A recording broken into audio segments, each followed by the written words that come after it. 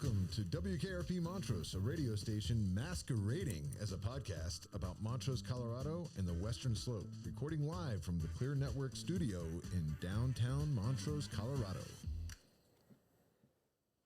I quite like that new little transition. You don't get to see it. You won't get to see it till it goes out. Well, but there's something. I never watch these episodes, so I will never see it. I need somebody to be able to pick up the IP addresses of all the people that watch it so that I can prove to you guys that he watches them nonstop. I know he does. He says this stuff like he's like, I don't want to hear my voice. I don't need to see my face. But I know that you go back and watch them. I know that you do because you slip up every once in a while and you'll say something and I'm like, aha, you went back and watched it. Who do we have today? Well, it's that time. It's been a long day. I'm tired of you today. It's been a while, but we have the honorable, yeah.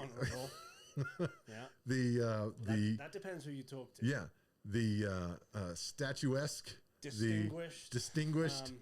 All of the descriptors. City Manager Bill Mell. Yeah. It is time for the bell curve with Bill Bell. All right. We did not agree that you would do that. We didn't agree, but I did it anyway. Mr. Manager, Mr. Bill Bell. Welcome to the Wheelie Nice Couch again. Yeah, thanks for having me back. This is what, the fourth time? Is this your fourth time? I think it's the third time, but I don't really. We need to get you. Either. We need to do it like Saturday Night Live, where we get you like the little badge that shows like how many times you've been on the show. That's good. Yeah, we'll figure that out. Get me notes on what I said before too, so I don't mess that up. Oh, like bring it back? Yeah. Like give you the cliff notes of your previous episode? Yeah. I'm not doing that. No. I'm not helping you out that way. All right. Well, most importantly, you guys have submitted quite a few questions for the episode today. Some of them, as usual, half of which are really silly. But we'll put some of the more sensible, thought out questions to the city manager and get some answers, hopefully. And then I'm sure there are several subjects that that Bill's going to want to talk about. Yeah.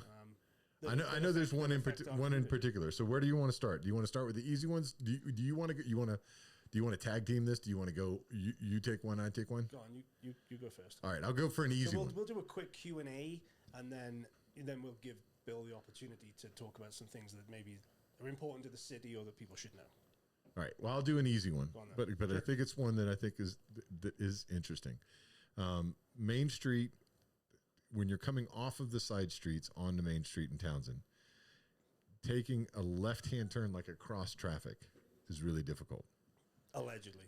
So it is where there's not traffic lights. Is there any opportunity to work with CDOT to add more traffic lights in town? Is that even something that we want to do? Is that going to disturb traffic more than it's going to help traffic? What are your thoughts on that? I know, and it's Townsend specifically this person's talking about. Correct. Because turning it can be a little difficult. That gas station opposite near the Thai restaurant, because the traffic's just busy. Yeah. I often will take a right turn and then go into a parking lot and come back around. Yeah, so on Townsend, which is controlled by CDOT, it's a highway coming through the community. Yeah. CDOT's role is to get people through your community as quickly as possible, so they do not like to put up more intersections or lights. It's not really what they're trying to do. Right. CDOT has been really good to work with, and so when we have specific questions for them or want them to partner with us, like on West Main, CDOT gave us quite a bit of money to do the West Main rehabilitation project. And then we just had the grand opening of all of Maine here last night at Horsefly, and it was amazing. So we want to say thanks to CDOT for partnering on that. Right. But, anything on Townsend is CDOT's responsibility. They would make that ultimate decision. When you see a lot of those medians up and down Townsend, those were put in as a requirement by CDOT years ago for that very reason. They don't really want people taking left turns. They would rather you turn right, go down, and make a U-turn. Well, I can see... Taco Bell is a great location for that. I mean, if that's their motive is to get people through the community, then, you might just have to wait a little longer to turn left. I mean, you can't have it always, right? Yeah, I guess not. But I can imagine you've heard where somebody would say, I could see myself maybe even saying this if I were a business in downtown, that I would like them to go slower through downtown. I would like them to have to stop. I mean, we have a ton of lights going the other direction too it seems like. So why not Well, add some more stop signs or stoplights in there? But you're saying CDOT wants to, but then again, you know what? I'm saying this out loud, and then I immediately hear you guys in the back of my head going, traffic is horrible in Montrose now. And to which I also laugh like, this is not traffic. Now you feel like saying, just if you think it's bad, take a trip to a city every now and again, drive a car, and you'll come back here, and this is like the village. You'll appreciate. It's all relative based on where you're at, but just a reminder to everyone, we are trying to get that Rio Grande corridor built, which would act as a parallel to Townsend to reduce that congestion out on Townsend. We have the Main Street to South 3rd already built. With the new public works facility, we're doing the roundabout at Oak Grove Road there in Rio Grande, which would be leading in right over toward Anderson Road. And then hopefully in the next 7 years, we'll have that complete all the way down to the ambulatory care center. So that'll help. That's really what we need to get the congestion off of Townsend. But when you put in streetlights, Scott Murphy, our engineer, would be the best to talk to about that. But making more congestion by stopping people isn't necessarily the great answer either, because now you're blocking all those in and outs with lines of traffic. Yeah. Well, there you go. Pretty straightforward answer to a sensible question. Yes. That was a good question. Yeah. Now do one of the nonsensible. Let's see. Well, it's not exactly. It's not nonsense. You like how I did that? I called you out. No, but it's, so whatever you say now. Again, some of these questions are not necessarily wholly appropriate for the city manager, but we'll ask you, and you can answer them if you can. Somebody wants to know why the baseball fields on Sunset Mesa are locked with chains. Particularly, they were asking, like, it's in their history and their revision of it is it's always been open. Why is it all of a sudden now locked off? I think they actually asked, isn't this like a public use space and shouldn't it be open? That's a good question. They've been locked for a decade. We started locking those years ago when we have the city league going on. And now we have Tribe Baseball, which is the travel baseball, in conjunction with the city league. Those start in March. We winterize the bathrooms up there during the winter. We try to lock those for a few different reasons. It was becoming a problem with people using it as a dog park, not cleaning up after themselves. Right. And then you have kids going to play in the outfield, and it's a mess. Right. That's one reason. Another one is in the off season, if people go in there like they had been, and we had kids going in with their bicycles, tearing it up when it's the winter and the grass is dormant. Then in the spring, when you're trying to bring that field back into playable condition, it just takes so much longer. Right. And so people weren't really taking care of the fields as much. And you see people up there in the parking lot spinning donuts and a lot of weird activities going up there sometimes. So it's just to protect the integrity of the fields and to keep them nice for the public. It is not just an open park. Right. It's a sports complex. Right. Same with the Avalanche soccer fields that are nearby. So we don't treat that as just an open space for people. There you go. Again, pretty straightforward answer. And unfortunately, that answer is, the real answer is we can't necessarily trust everyone in our community to do the right thing. You know, people are taking their dogs there, and they know they shouldn't do it.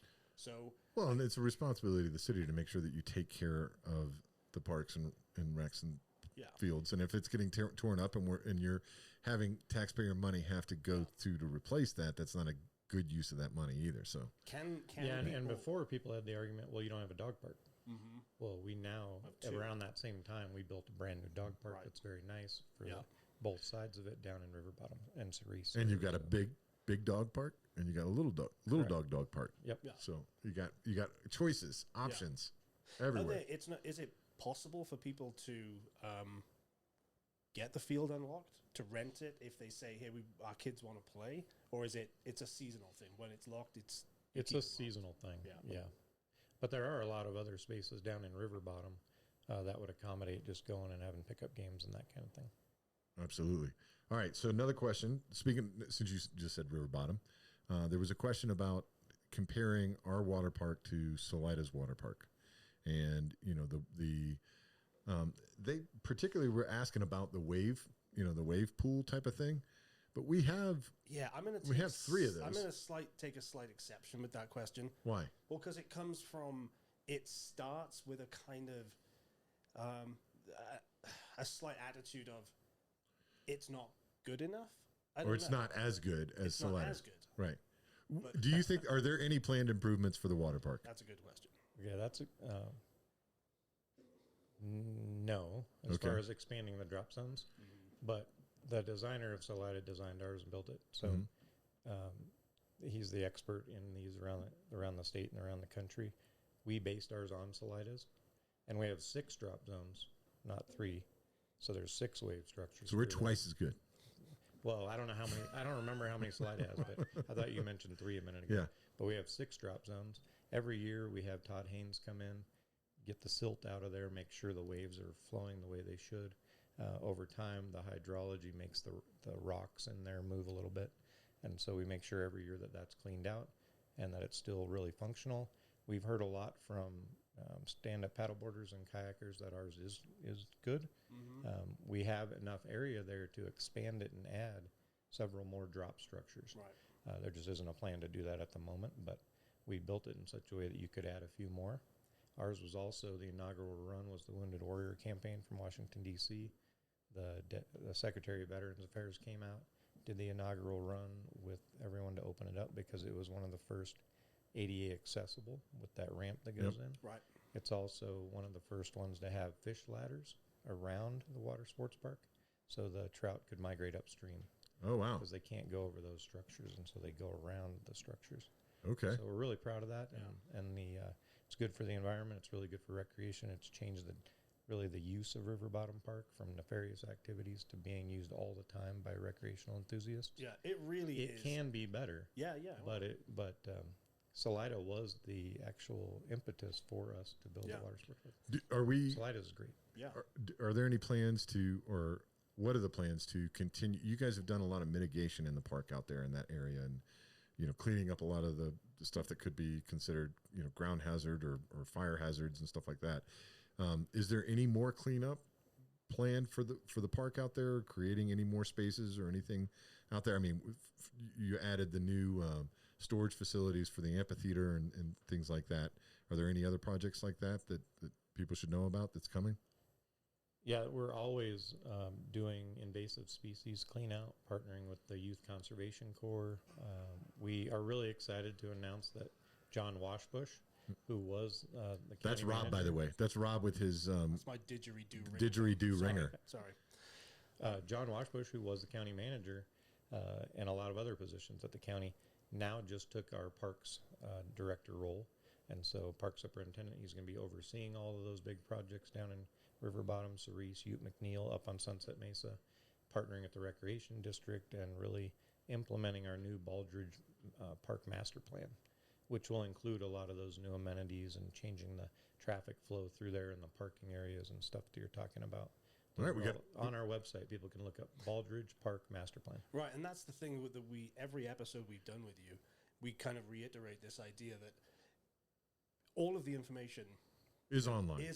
Like if there is a plan, that's where you can find it. So, But I'm going to be self-serving and say that I just heard we have somebody else that we need to bring on the show, so that because nobody's going to go on the website and read that. No, but and I think bringing John on would be great. Yeah, and that's okay if people don't want to read about it, but you can't then complain. That's true. You can't say that it's not available. It's available. You can have a complaint. Do a little due diligence. Yeah. But I do like the fact that people are coming to us and giving us questions. We'll try to make it easier for you since you don't want to do the work. We'll do it for you. We'll figure it out. Okay. This is a quick one that I don't know how quickly you can answer it. Would the city consider lowering or removing the sales tax on food? Oh, I wanted to talk about that today. This is a longer conversation. Yeah. All right. Is that what? That's a want big one. You want to tackle it now? I can do a quick version of it. No. You take as long as you need to. There's going to be a lot of public information over the next 2 weeks on this topic. Okay. So it seems like every few years somebody asks the question about the tax on food.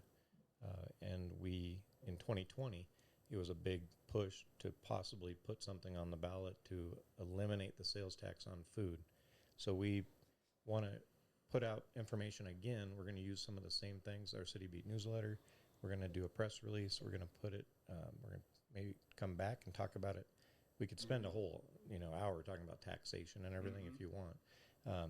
but we're going to put out all this stuff over the next 2 weeks to try to make sure the accurate information is out there. Unfortunately, this week, there's a little bit of misinformation that went out. It talked about the tax on food being over 8%. That's just not true. What is the current tax on? It's just over 5 when you're going to the grocery store because the state exempts food. So you have to minus that out. It was mentioned that the city collects the tax. Our city tax is only 3%, plus our pass-through 0.3% for the Recreation District Rec Center, and our 0.58% for the police station that we passed. So the city really only keeps 3.58%. There is no food tax. It's just sales tax covers everything. Right. Everything. Yep. And so food is considered a good, and right. it's sold, and so it's under sales tax. Right. So what we're going to do is put out a lot of information and let people know, and we have spreadsheets and matrices to show there. It's always brought up that other communities that don't tax food, but they forget to mention they all have a property tax. The city of Montrose does not have a property tax. We're the largest city in the state to not have a property tax. And years ago here in Montrose, the voters decided we would rather have sales tax and eliminate our property tax. Right. And that's what we do. If it ended up where sometime it went on the ballot, we removed the tax on food, that's several $1 million most likely. Right. That's out of the general fund, which is street maintenance or policing. So those things would go away. Right. And to that tune of that money. So there's no other place to cut. And so we'll outline all of that in this public information. And then another big piece on it is to remember that a study was done years ago, but now it's more anecdotal and just we know from that baseline how it's changed over time. Over 50%, we think it's closer to 60 of our sales tax, especially on food, comes from out-of-towners. Yeah.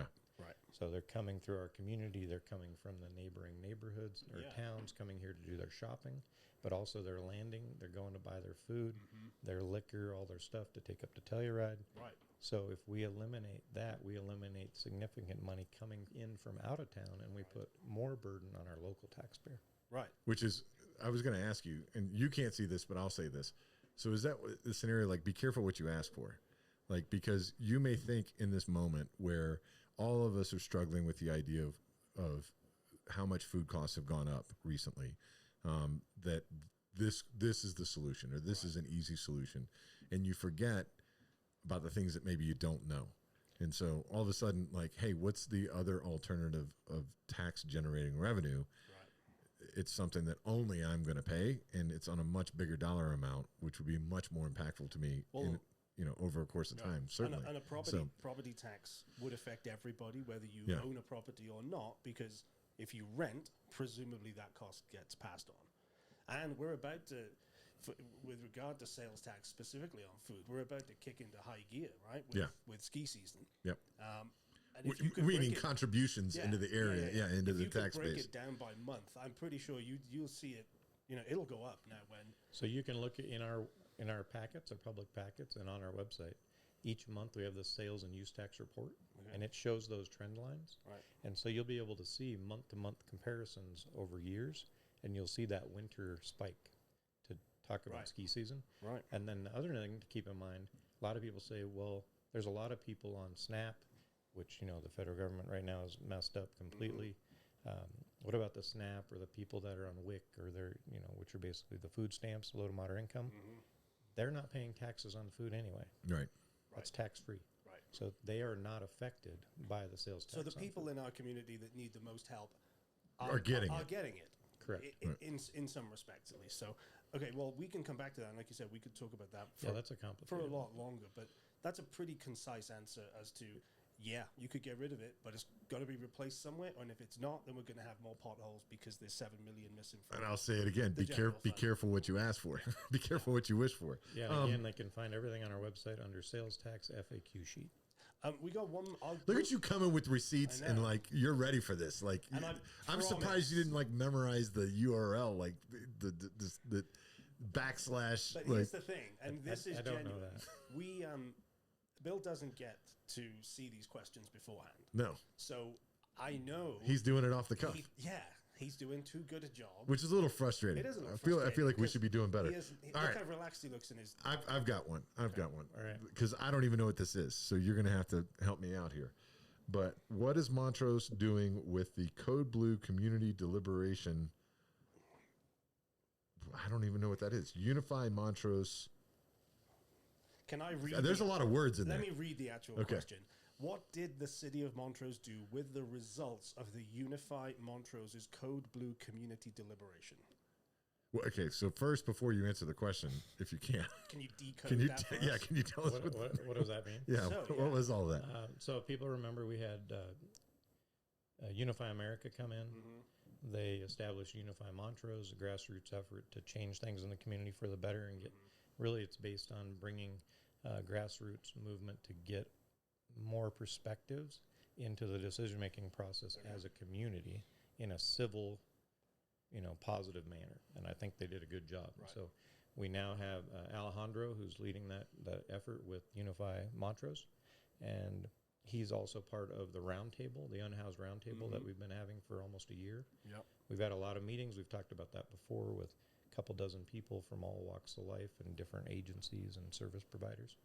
And so he wanted to do something with Unify Montrose on this Code Blue thing around the country, which basically means how do you house people during crises and during winter months, which then becomes crises because of the temperature, and how do you shelter and protect people that need it, which is more of a short-term emergency type fix rather than the unhoused roundtable, which we're looking at the next 50 years. How do we do a long-term sustainable housing, sustainable wraparound programs, all this stuff. So I think they just recently, the city wasn't really leading that or anything. It's a totally separate group. Just heard the results here recently. I think he would be the best to talk to about that. My understanding, what I heard in his report to us on the roundtable was they found out through the process there are so many federal and state regulations. I'm sorry, I gotta address the elephant in the room. There's apparently an elephant on the ceiling today in the studio. Somebody upstairs is banging around. It's Banging okay. around. Let's Hopefully that'll be solved soon. But anyway, Let's sorry. press- Go ahead. press on. Keep press on. Sorry, I couldn't take it anymore. I had to say something about it. Sure. So my understanding is they came up with, they found out what the federal and state regulations were when you have a Code Blue facility. You have to have a lot of other things with it. It's required showers, a safe, heated place with food, and it has to meet all the building codes and all the things. And my understanding, it's just not feasible to do it. We don't have any facilities like that here in Montrose. The rec center was the only one that came to mind when the group at the roundtable was talking about it, and that's not going to be turned into an emergency shelter. So Alejandro would be the best one to talk to about it, but that's my understanding of where we're at. Okay. I don't know that we have. I mean, outside of an event center, like, is there? Wouldn't have anything that matched that. I don't even know if that would be considered something that could be. I think falls in you those could rules. Google it and see all the lists. There's a long list. I've seen it printed out. There's a lot of things that you have to do. To consider. Well, that also covers the question that what does the city have planned, or does the city have any plans for the unhoused during this winter?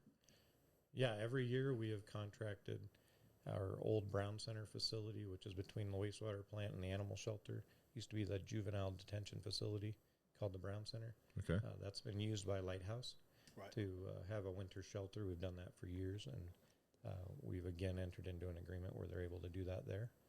They operate the facility. The city doesn't. We just provide the facility for them. We did improvements here in the last couple of years to the kitchen facilities, making the kitchen and living room bigger to accommodate more people and more beds. So for more information, you can, go to the Lighthouse organization, right? Yeah, Shepherd's Hand has now combined with Lighthouse, so Shepherd's Hand or Lighthouse. Yeah. Miriam would be the one to talk. So the city really, just to be clear and reiterate, the city is providing resources, but it's not a city-led initiative. Correct. Okay. And I think that's... we only have you for a few more minutes, and I know we've got a bunch more questions. So why don't we is there something that you would like to address? Because we have more questions, and we could.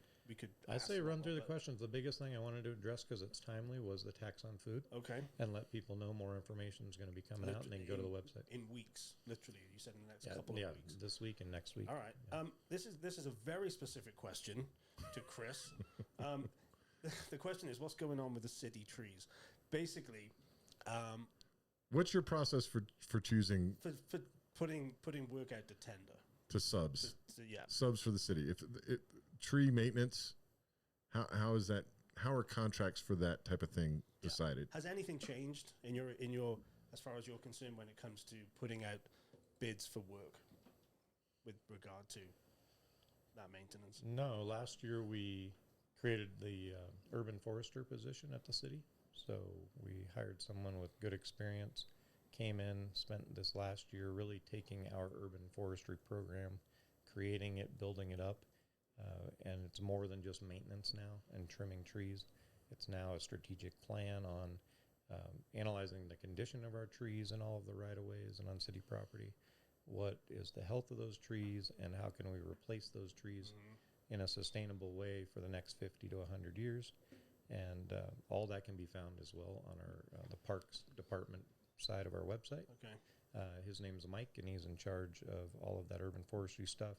We still contract out and spend a significant amount of money contracting with local tree trim specialists. This is what Chris is talking about. So Chris has his own company that does that. And he just said he realized that he has noticed that between this year and last year, perhaps something has changed from his perspective where it was easier last year, or he got work last year. Probably insurance requirements. Okay. I believe we have a tree advisory board that I sit on. I don't make all the meetings, but felt like a few months they were updating the tree regulations. Right. And as part of that was the need for insurance, commercial insurance for the tree trimmers. Okay. To make sure when they go to your house to cut down a tree or your neighbor's house, if that falls on your house, they're covered under insurance. Okay. And so very similar to gas fitters and plumbers, they have to have commercial insurance. And I think that's the change he's probably referring to, because that does put a little bit more burden on the commercial contractors to get insurance at a certain level. So who would, if Chris did have an inquiry, because I mean, this is the thing about having you on, is that you can't know all of the answers all of the time, but you can help direct people to the right departments. Well, to make a fuller inquiry. You said Mike? No. Yeah. Yep. I think if the easiest way would be go on the city website, just Google City of Montrose Urban Forestry. The proper email and phone number will pop right up. There we go. All right. There you go, Chris. You can send an inquiry. Okay, so I know that this would be a big one. I want to make sure I get it in there in time, because I know that Rob and I are both interested in this answer as well. But there was a question from Dave Bowman about what are the city's plans for ticketed events in the amphitheater in the coming years. In 2026. Yeah. He knows the answer to that, but he does know. But he's asking that so the public can understand what we're doing. Yeah, that's good.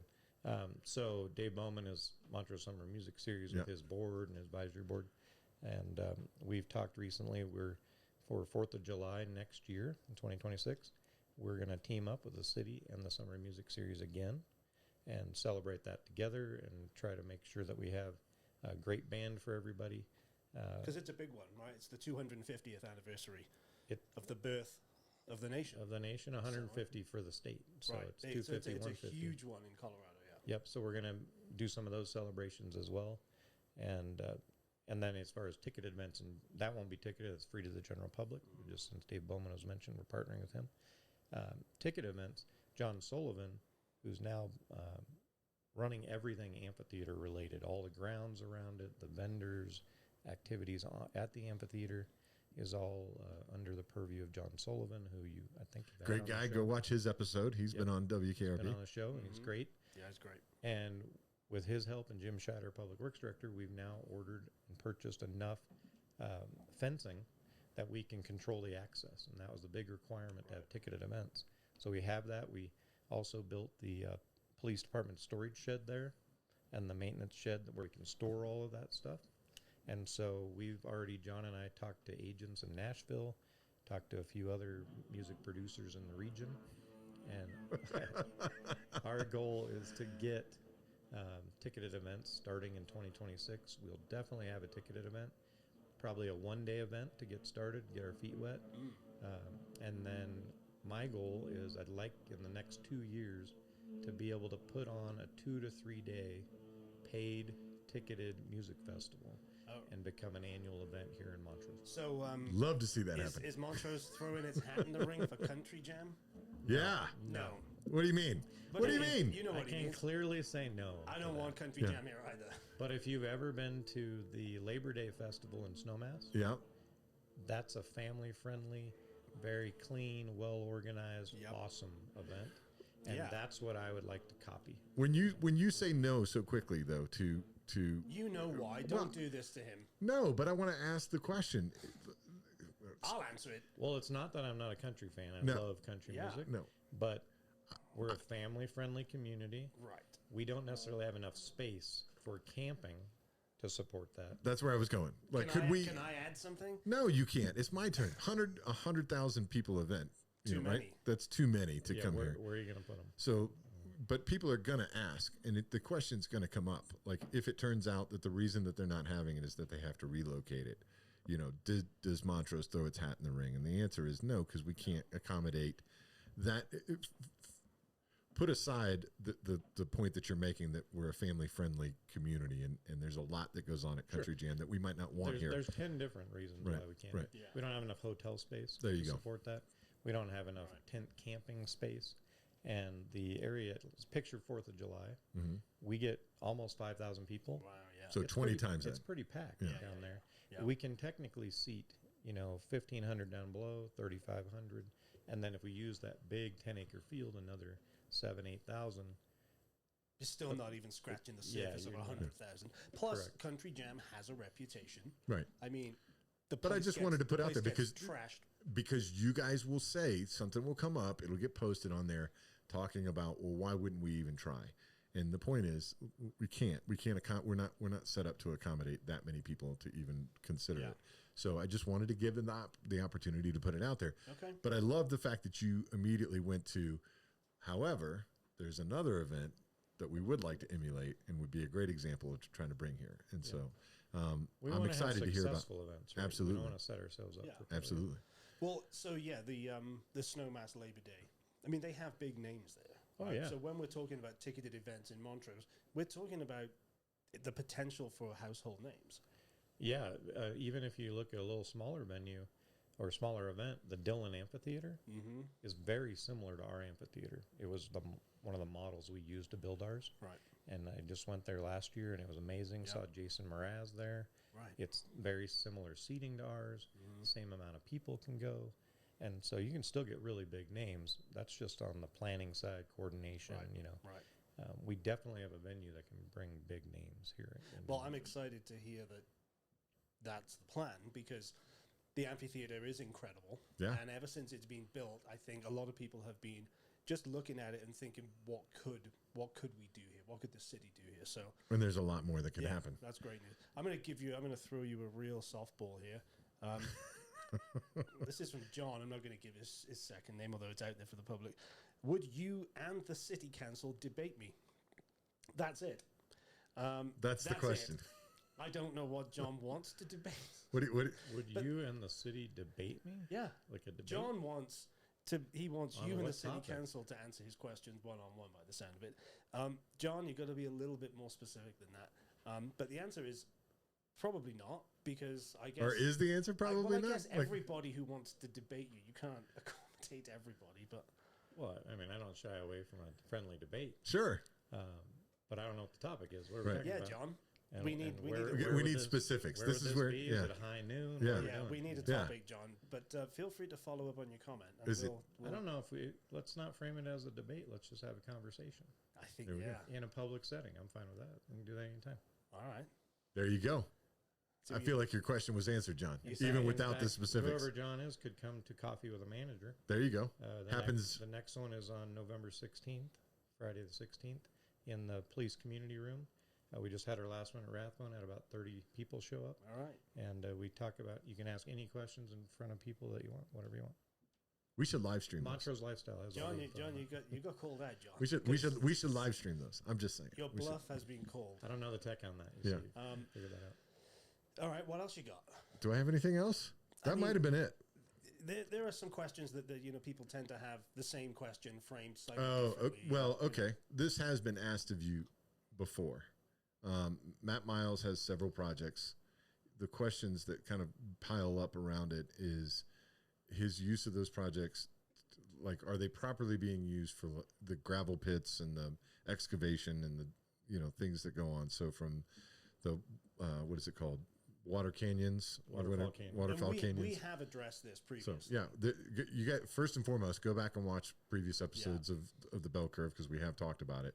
But ultimately, can we do a quick revision of that answer, which, if I remember correctly, is like, whether it's in the purview of the city to actually ask to do anything there. Yeah, we talked last time about the permitting process for things like that, and the state permits, things like the air quality and stuff. And it wasn't deemed to be a gravel pit. And it has to do with where the gravel or whatever is being dug up is used. And so this has come to city council as well at public comment. But it sounds like it's one of those... Nothing has changed since the last time we talked or anything. It sounds like one of those things where sometimes people don't fully understand who's responsible for what. And that's understandable. Sometimes it's difficult to know if it's the city, the county, the state, the federal government. I guess the thing is, you kind of have to do a little bit of your own research before you, essentially before you start pointing fingers. But you can ask those questions. That information is available. You are available. I mean, people can email you. Your email's out there. But if somebody was doing something that was violating a rule within the city or the town, you guys would get involved. Yeah, we're very proactive. But if you're not, then it's probably a pretty good indicator that the person has crossed their T's and dotted their I's. If something isn't being done, there's only two reasons for it. One, we don't know about it. So if it is violating something, we haven't. If we know about it, we're going after it. Right. Or it's not technically violating the rules. Sometimes things are legal that we don't like. Right. And so there doesn't mean just because we don't like something that it's illegal and has to be shut down. So you don't just quote unquote look the other way. We absolutely do not do that. In fact, I get beat up quite a bit because we don't look the other way on certain things.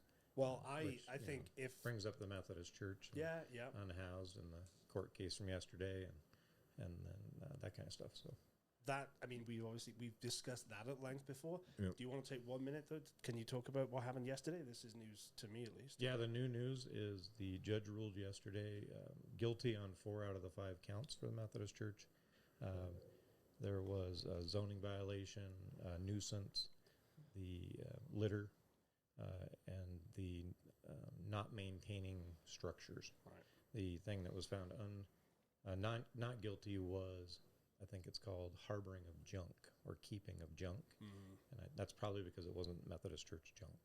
But otherwise, they were found guilty on those. So that shows that we're excited about that, because it shows that all of our effort was for the right reasons. It was creating a nuisance in the community and harming the surrounding community. They're still dealing with the sentencing by the judge and that kind of thing, so I don't have any comments, or I don't even know anything on that. But that's just fresh, like late yesterday. And just to be clear, I mean, it's a very difficult situation. Nobody, I don't know, people don't want to be unsympathetic. As you've mentioned previously, there are rules and there are laws in place that you can't turn a blind eye to, even though some people want you to. And we've discussed this. It's not that you are not without sympathy for the unhoused and all this stuff. And it's a difficult situation. And it seems like there's plenty of efforts to try to figure out a plausible long-term solution. Oh yeah. In fact, so the roundtable's been going great. The last meetings, and now we're talking about splitting into subcommittees to get a lot of work done in a variety of topics like capital construction, fundraising, immediate service communication things between the agencies to make services better. Right. Our deputy manager and I just went to the ICMA, or International City Managers Conference. I did a 3-hour tour with the city of Tampa Bay, got to tour their facilities, one out of the many, and brought back some good ideas from there on how they've handled it. Right. And so I'm really excited about bringing those ideas to the next roundtable meeting. And I think we're going to come up with something that will be good for our community for the long term. And again, if you don't know what the roundtable, if you don't know what we're talking about, Google it. This information is out there. You can't necessarily show up. I mean, the roundtable, as I understand, is not a public forum. Correct. But you know, there is information out there, and efforts are being made. I know that sometimes we'll see what we can do about putting some of the links down in the description to make sure that you guys have a quick link to it as well. I know that you have one of the many boards that you're on. You have a meeting that you have to get to. So I want to be cognizant of your time. But is there anything else that you want to make sure that we get out in the bell curve this time? Did we cover it all? I think we covered a lot of stuff in a short amount of time. It's always fun to come see you guys, and hopefully I can come back quicker this time. I've been traveling and doing different things. Well, and we're happy to take the time to put out even additional episodes where we can spend an hour talking about sales tax, if that's what people want to hear. And we can talk about the unhoused situation and all this stuff. But, you know, we don't have a huge amount of time, and we have a lot of questions. And as a city manager, there's a lot of stuff to talk about. Yeah. So we try to do our best to ask questions, get answers, but keep bringing them, keep sending them. But I can promise you, we don't give Bill the questions beforehand. Make him sweat. I want to see him. We haven't succeeded in making you squirm in that seat yet. If you send them in advance, I'd have to spend the time to read them and draft the question. You know, right? I'd rather just talk to you guys. Well, we like it. We appreciate it. Keep asking. It's important, and we're happy to do more and more of these episodes as and when issues. And I ask every time: is there any insider news that you can tell us? Anything cool? Is Chick-fil-A coming? Is there? I wish Chick-fil-A was coming. There is rumor. We don't want that. I like rumors. Canes? No Canes. Wingstop. Wingstop. I heard that rumor. I like Wingstop. Personally, I prefer to have my wings at Sidelines or Pomona, local businesses. Yeah. Horsefly's wings are good. I just had those last night. Pomona wings are really good. So, you know what I had recently? Once Wingstop's built in Montrose, that's then a local business. There you go. Well, we don't have time to get into that. We can talk about big box stores next time. I will. Sidelines, I'll give you a shout out. Your Joshua fries. I just had them for the Game 6 of the World Series. Yeah. They were really, really good. What a letdown that was. Thanks, Blue Jays. Yeah, way to go, Toronto. Honestly, go Dodgers. You're a go Dodgers guy? Yeah. There you go. All right, time to wrap this up. Right. Well, all right, guys. That's been another episode of the Bell Curve. Thank you, Bill Bell, for joining us. We appreciate it. We'll see you soon. Actually, we've got a new plan for a new studio that we're excited about. Heard about that. Yeah. So I don't know when you'll see this particular episode. Yeah. But the recording part is the very last one that we're going to do in our current. Yeah. studio. This is we haven't really bookended it, but pretty close. Yeah. Nice. You're one of the first guests that we had, and then now you'll be one of the last guests that we had in this studio. Phase 1 of WKRP complete. Yeah. Phase 2. There's some good stuff coming. Yeah. All right. I'm excited for you guys. All right. Thanks, everybody. We'll talk to you soon.